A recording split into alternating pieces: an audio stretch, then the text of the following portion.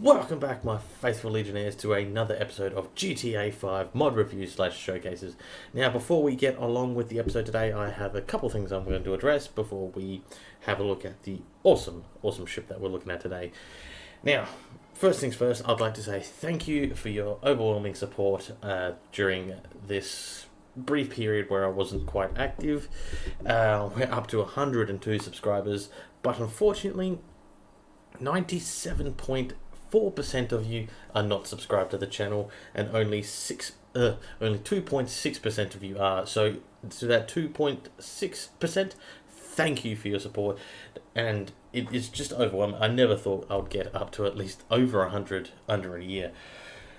Now, next point of business is there's a couple of different things in GTA at the moment because we just had an update not too long ago, and it took a while for my game to unfinish screwing itself, so hence why our Titan is a little different. I'm working on how to try and get our previous Titan back because I'm kind of partial to it. I do like the look of it a little bit better than this one, but it is still good nonetheless. Now, the future of the channel.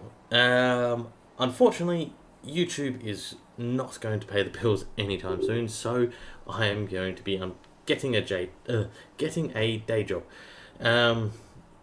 So until that's all up and running and I have a decent idea of the schedule I'll be doing, the videos will be a bit sporadic, but they will be done and put up on the channel. So always keep an eye out for a new episode, and the best way to do that is, that's right, like and subscribe to the channel and get that bell on. Now, without further ado, let's hop into our new fifth Nissan Titan. Ooh, can't talk today. And mosey on to our ship. There she is, just over here.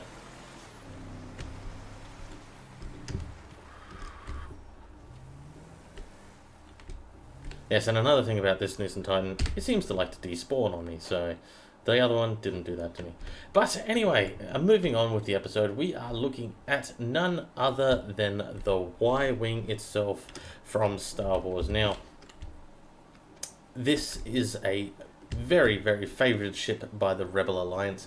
It was also featured in the Clone Wars all the way up to the Rise of the Empire. The Empire didn't want them, but they looked very different, much more armoured up.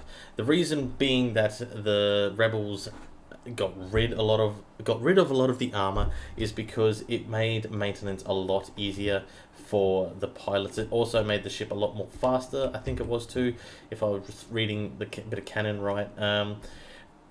But yes, it first appeared in A New Hope when it is on the Battle of the destruction of the Death Star, the Battle of, I want to say, I know it's not Endor, but it does feature at Endor. God, it's escaping me now. No, I can't think of the name of the planet. Yavin 4, the Battle of Yavin 4, that's it. Now, this is obviously just a kind of generic Y-Wing. I believe you can change some of the paint stuff in the menu or whatever. You could try and change the look of it, but I personally like the look of it. Now, this isn't exactly accurate because as far as I know, the only time R2-D2 was in a Y-Wing was in the Clone Wars when he was with Anakin and not Luke. So yeah, apart from that, it looks very good. Now, functionality. It has two forms of takeoff, straight up and down. So, you know, can't go wrong with that. And up the runway. For the purposes of this episode, we'll be going straight up. It has working lights and working weapons as well, but we won't be throwing the weapons, unfortunately, because my gear is just not quite good enough yet. Or anymore. It used to be, but just doesn't cut the mustard anymore. It has retractable landing gear, which is very cool. A very nice cockpit, which I like. It's very, very, modern, not very Star Warsy, but that's okay. We will live with that. But yeah, she does fly very well as well. Very, very well. It's cool, complicated. Yeah, she does the trick. Both afterburners work as well, so that is another cool function. I don't really. The Y-Wing is pretty self-explanatory. You get what you get for a bomber, at least anyway. Now, I think the next step is hopping inside and showing you what she can do. Now, another thing I have found a bit amusing is trying to get into the bastard. The only way I've seemed to be able to get in is jumping up through the front there. And then, obviously, walk over to the side when he wants to get in. Okay, Legionnaires, we're back. It wouldn't let us into that Y-Wing, I don't know why. It was being very odd, so we are now in this Y-Wing. That's okay. So, like I said, the purpose of this episode, we will just be doing up and down to take off. Now, like I said, it can go on the runway, which does look pretty cool, but it doesn't look overly accurate to how you think it would. So, working landing gear, and I believe it does have lights too, as you can see there. There we go, very cool. And I could make it nighttime, but you kind of get the idea. Now, let's put it into that mode and engage our flying capabilities. Now, for some reason, only one of my afterburners is working. I haven't figured out why it's not doing that. The last one, it was working perfectly, but it's okay. It's still very cool to have a Y-Wing flying around in my GTA. I'm personally still not overly fond of Y-Wings. I've never really taken to them, but they're very cool nonetheless. Now, I also must mention we had something made. Again, it was a request. It was finally made for us, the Ebon Hawk itself. Now, I have installed it in my game, but my game keeps crashing every time I try to spawn it in. So until I get that working right, we will unfortunately just have to wait for our epic journey out across the sea. Now, I've also put in a request for a couple other ships as well in previous episodes and whatnot. So hopefully we may get some more of those soon. Don't know, but one of them I did request was the SR2 Normandy from Mass Effect, because as far as I know, there's been no one who has made them yet. So yeah, keep that in mind if you're a modder out there. Now, another one is also the Daedalus and Prometheus from Stargate. The list just goes on. So if you're a modder out there and you want to make some mods for us, let us know and we will add them to our GTA 5.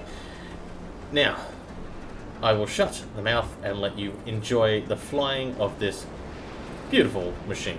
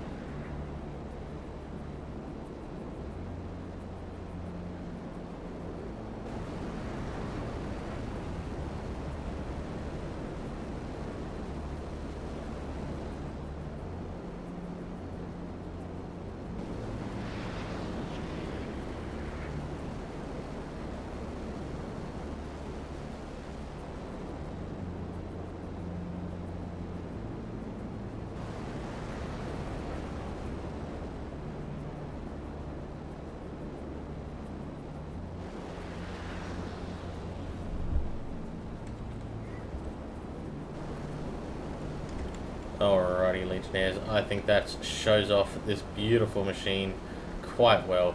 Now we're going to attempt, oh good, the other one disappeared. We're going to attempt one of our legendary bad landings, as I call them.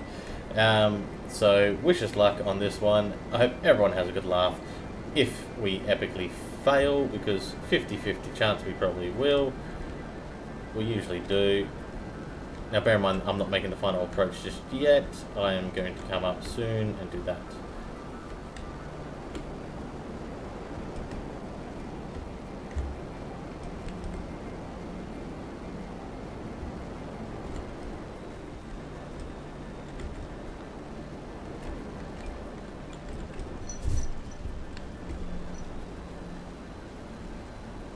Not too bad of a slowdown. We're still going too far. Landing gear out.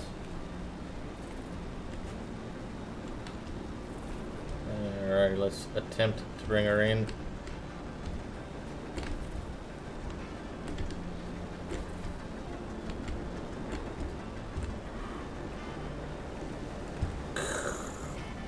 There we go. That actually wasn't too bad of a landing.